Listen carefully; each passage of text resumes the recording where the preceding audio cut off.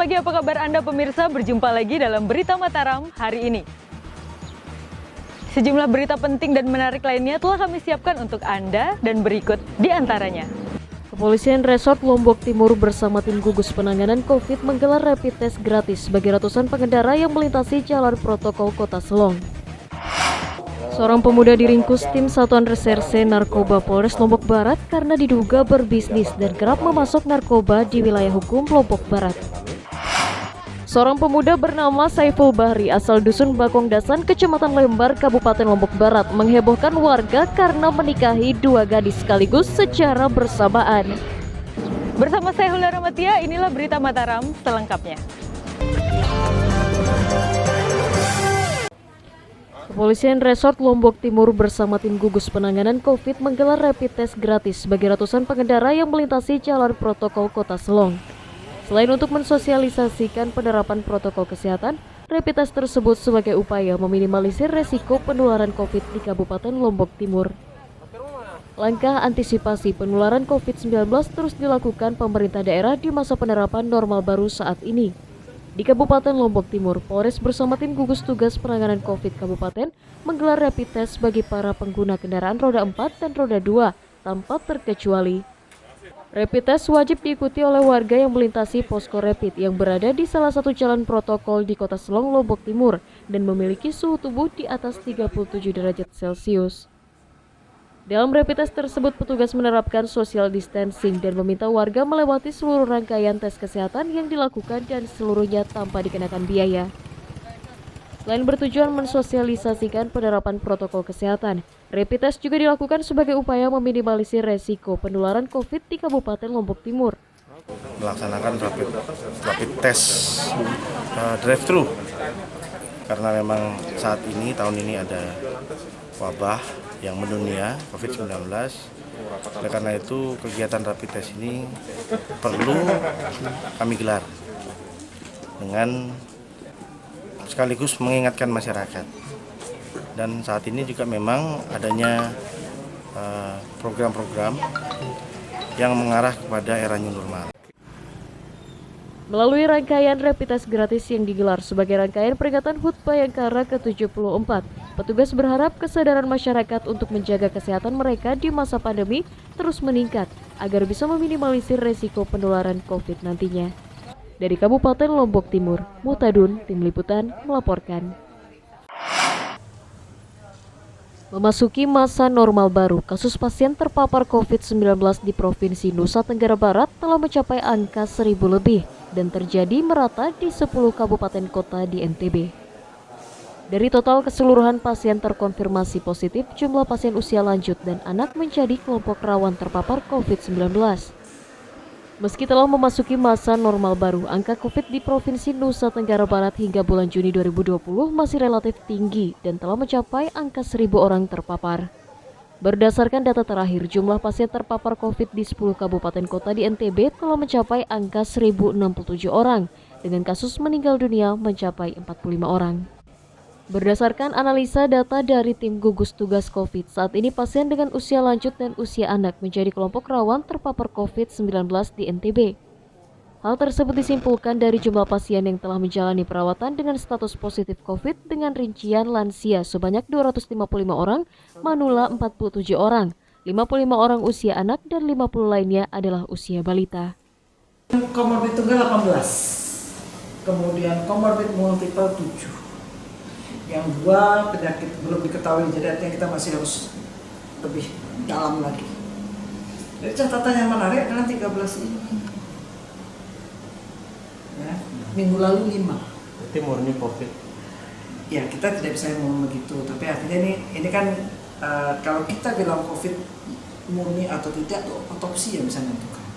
Selain terus mengingatkan warga akan resiko penularan COVID yang masih terjadi di NTB, pemerintah daerah Provinsi NTB juga masih terus akan menggencarkan penerapan standar protokol kesehatan di masa normal baru, menyusul mulai dibukanya sejumlah layanan publik dan sektor pariwisata saat ini. Dari Kota Mataram, Emi Kusuma, Tim Liputan melaporkan. Pasar Rakyat Mandalika yang berlokasi di kawasan Kuta Mandalika yang dibangun pemerintah pusat hingga saat ini belum beroperasi karena sejumlah kendala teknis. Keberadaan pasar rakyat yang dihajatkan untuk peningkatan ekonomi masyarakat setempat tersebut saat ini pengelolaannya masih menggantung karena menunggu keputusan hibah dari pemerintah pusat. Beginilah kondisi pasar rakyat Mandalika. Pasar berkonsep tradisional yang berlokasi di kawasan Kuta Mandalika, Kecamatan Pucut, Kabupaten Lombok Tengah ini sepi dan tidak terurus. Pasar yang dibangun pada tahun 2018 di atas lahan seluas 33 are dengan anggaran 5,2 miliar oleh Kementerian Perdagangan tersebut saat ini masih mangkrak dan statusnya masih menggantung. Sebelumnya pasar tradisional tersebut dihajatkan untuk mendukung pengembangan sektor pariwisata di kawasan ekonomi khusus Mandalika dengan tujuan peningkatan kehidupan ekonomi masyarakat sekitar sebagai penyuplai kebutuhan hotel dan restoran di kawasan tersebut. Namun karena statusnya yang belum dilimpahkan oleh pemerintah pusat dengan surat keputusan hibah yang belum diberikan, menyebabkan pasar yang diperkirakan bisa menampung 200 pedagang tersebut belum bisa dikelola oleh pemerintah daerah. Lagi bisa naik, tetapi kita ajukan kemarin karena belum hibah dari pusat, makanya belum bisa. Tunggu hibahnya dulu, persyaratan hibah kita sudah kirim. Tinggal tunggu informasi. Selain terkendala masa pandemi saat ini, belum diserahkannya hak pengelolaan hibah pasar oleh pemerintah pusat juga menjadi kendala utama. Belum dibukanya pengoperasian pasar guna mendukung geliat ekonomi khusus Mandalika. Dari Kabupaten Lombok Tengah, Lukmanul Hakim, Tim Liputan melaporkan. Puluhan pelaku industri kecil menengah yang bergerak di bidang kerajinan mengalami mati suri karena tidak bisa memasarkan produk akibat terdampak pandemi COVID-19. Sepinya pembeli menyebabkan omset para pelaku UKM menurun dan bingung memasarkan produk kerajinan mereka saat ini. Selain berdampak pada sektor pariwisata dan lainnya, pandemi COVID-19 juga menyebabkan sektor industri kecil menengah saat ini terpuruk. Di Kabupaten Lombok Tengah, sejumlah para pengrajin anyaman mengaku sepi pembeli dan bingung memasarkan kemana hasil kerajinan mereka akibat penutupan kawasan wisata dan tidak adanya wisatawan. Kadri, salah seorang perajin anyaman ketak yang berlokasi di Dusun Boyot, Desa Darmaji, Kecamatan Kopang misalnya, mengaku telah 4 bulan terakhir tidak bisa memasarkan produk kerajinan akibat pandemi. Sepinya pembeli menyebabkan hasil kerajinan ketak miliknya bersama pengrajin lain kini tidak bisa dijual dan menyebabkan omset mereka turun drastis dibanding dalam kondisi normal. Sebelum pandemi COVID-19, para pengrajin mengaku bisa meraup keuntungan mencapai 40 juta per bulan. Namun, kini jauh merosot dan menyebabkan para pengrajin banyak yang tidak beroperasi lagi. Kalau dari sebelum corona nih, berapa pendapatan per bulan? Bisa kita, kalau per bulan ya rata-rata 3 atau 40 gitu kita dapat. Juta. Lalu sekarang tidak dapat sama sekali? Tidak ada sama sekali. 100% tidak ada? Tidak ada sama sekali. Selain berharap kondisi segera membaik, para pelaku UKM berharap pemerintah daerah segera mencari solusi agar hasil kerajinan mereka bisa dipasarkan dan menggeliat kembali di masa normal baru saat ini. Dari Kabupaten Lombok Tengah, Lukmanul Hakim, Tim Liputan melaporkan.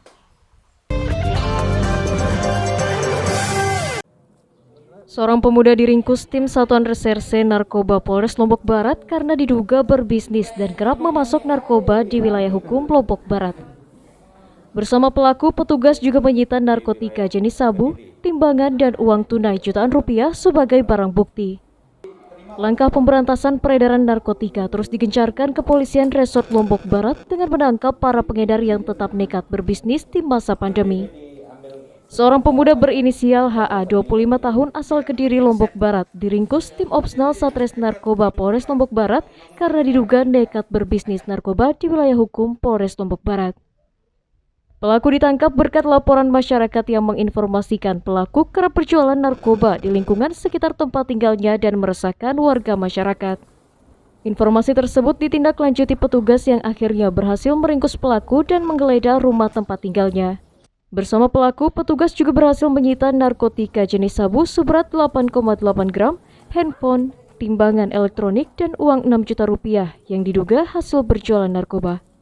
Opsnal kami bertindak cepat mendatangi TKP dan melakukan penggeledahan. Didapat barang bukti sekitar hampir 9 gram kotor dan barang bukti berupa uang sekitar 6 juta lebih. Kemudian kami membawa ke kantor polisi untuk ditindaklanjuti Karena aksi nekatnya berbisnis narkoba, HA dijerat pasal 112 dan 114 Undang-Undang Nomor 35 Tahun 2009 tentang narkotika dengan ancaman hukuman di atas 5 tahun penjara. Dari Kabupaten Lombok Barat, Awaludin, Tim Liputan melaporkan. Dampak penerapan aturan daerah di masa pandemi menyebabkan harga komoditas rumput laut di Kabupaten Sumbawa turun drastis hingga mencapai 50% dari harga normal. Kondisi tersebut menyebabkan omset para petani rumput laut menurun drastis karena kesulitan memasarkan hasil mereka keluar daerah. Selain sektor industri kecil menengah, dampak pandemi mulai dirasakan juga para petani komoditas rumput laut di sejumlah daerah. Di Kabupaten Sumbawa Barat, dampak COVID-19 menyebabkan para petani rumput laut kini harus bersabar karena hasil komoditas mereka tidak bisa dijual dan dikirim keluar daerah seperti biasa. Kondisi tersebut terjadi sejak merebaknya kasus COVID yang menyebabkan pemerintah daerah membatasi aktivitas jual beli rumput laut dari para pengepul asal luar daerah di Pulau Sumbawa. Di sisi lain, harga rumput laut di pasar lokal jauh di bawah standar normal, sehingga para petani mengaku merugi dan omset mereka menurun jauh dari kondisi normal sebelumnya. Kondisi tersebut juga menyebabkan stok rumput laut di Pulau Sumbawa lebih dari cukup, sehingga harganya menurun drastis mencapai 50% lebih dari harga biasa. Yang kemarin, yang bulan kemarin itu kan 2.100.000, sekarang dikasih turun lagi 1,5 juta. Jauh. Selain berharap kondisi cepat kembali normal, para petani juga berharap pemerintah daerah bisa mencarikan solusi menyalurkan hasil komoditas mereka dengan harga yang layak, agar tetap bisa bertahan di masa pandemi saat ini. Dari Kabupaten Sumbawa Barat, Sultan Fahri, Tim Liputan melaporkan. Meski telah memasuki tatanan kehidupan normal baru, aktivitas layanan literasi di perpustakaan daerah Provinsi Nusa Tenggara Barat belum dibuka secara normal.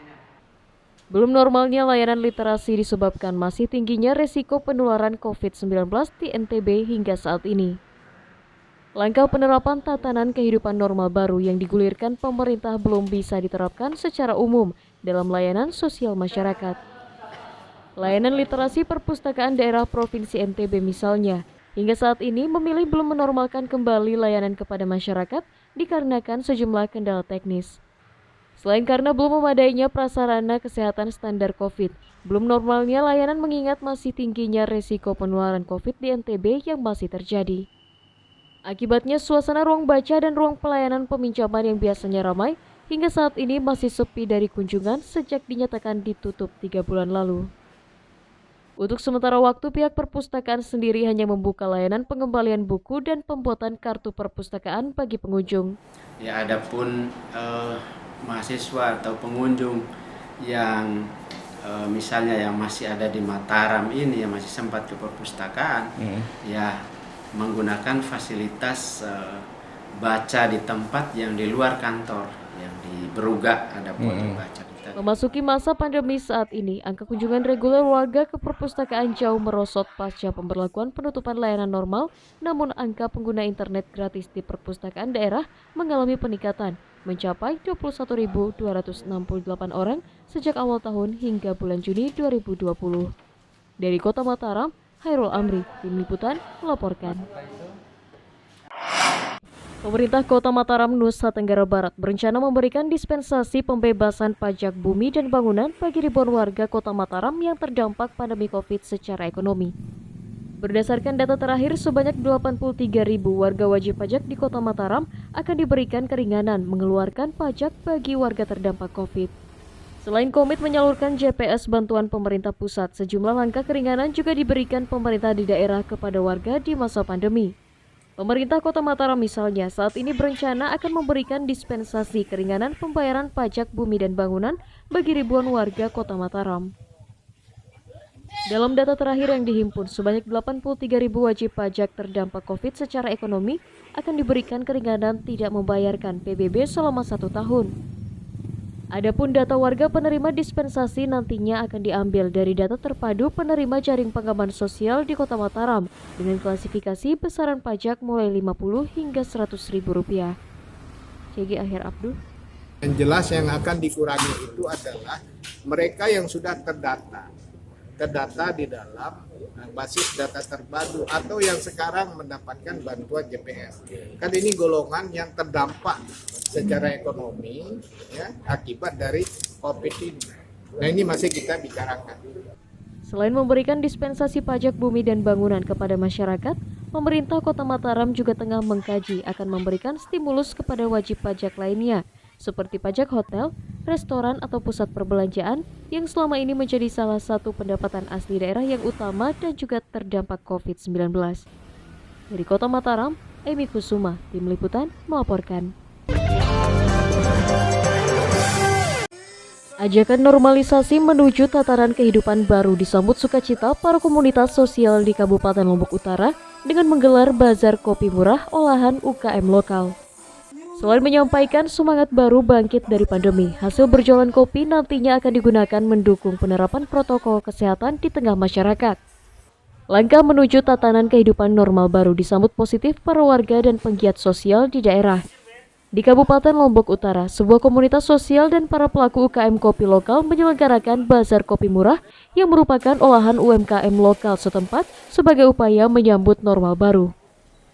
Pelaksanaan bazar kopi murah juga dipadukan dengan gerakan penggalangan dana bernuansa musik etnik yang sengaja diinisiasi untuk memotivasi warga kembali bangkit di masa pandemi. Selain memberikan semangat baru bagi warga, nantinya dana yang terkumpul dari penjualan komoditas kopi lokal akan digunakan untuk mendukung penerapan protokol kesehatan seperti pengadaan masker, hand sanitizer, dan pengadaan tempat cuci tangan di sejumlah wilayah. Bahwa masyarakat Kabupaten Lombok Utara sudah siap menerima new normal supaya denyut nadi usaha di Kabupaten Lombok Utara ini normal kembali, termasuk anak muda ini yang punya pemikiran membuka usaha dengan harga yang sangat bisa dijangkau oleh masyarakat. Selain berfokus pada penyiapan sarana protokol kesehatan menuju normal baru, nantinya sebagian dari hasil berjualan kopi lokal para UKM juga akan disisihkan untuk membangun fasilitas umum seperti tempat ibadah yang rusak pasca terguncang gempa pada tahun 2018 lalu. Dari Kabupaten Lombok Utara, Ahmad Sonhaji, Tim Liputan, melaporkan. Seorang pemuda bernama Saiful Bahri asal Dusun Bakong Dasan, Kecamatan Lembar, Kabupaten Lombok Barat menghebohkan warga karena menikahi dua gadis sekaligus secara bersamaan. Kedua gadis yang dipersunting mengaku ikhlas untuk dinikahi Saiful dan siap membangun rumah tangga bertiga dalam satu keluarga. Warga Pulau Lombok akhir pekan ini dihebohkan oleh pernikahan seorang pemuda warga Dusun Bakong Dasan, Kecamatan Lembar, Lombok Barat dengan dua orang gadis sekaligus secara resmi secara agama yang videonya viral di media sosial. Dalam video amatir tersebut mempelai pria bernama Saiful Bahri 28 tahun sukses mempersunting dua orang gadis di desanya menjadi istri, masing-masing bernama Haryani 23 tahun dan Mustiawati 23 tahun. Saat ditemui di kediamannya, Saiful mengaku sebenarnya tidak berniat mempersunting dua orang gadis sekaligus, namun bermaksud menikahi satu di antaranya, yakni Haryani. Namun pada saat akad akan dimulai, ternyata Mustiawati hadir dan menyatakan diri siap menjadi istri kedua dan sanggup dinikahi sekaligus oleh Saiful, dan akhirnya keduanya dinikahi atas restu orang tua mereka. Untuk kedua istrinya, Saiful yang seorang pekerja serabutan mengeluarkan mahar mas kawin sekitar 7,5 juta rupiah. Motivasi saya nggak ada sih, cuma saya yakin mereka orang yang baik-baik, bisa jaga saya dan jaga orang tua saya, itu saja. Harapannya sih mereka akur. Kalau mereka akur kan nanti sama awak atau baik, lama. Ya. Tapi sudah siap ya untuk hidup berdampingan dengan dengan istrinya yang lain lah gitu ya.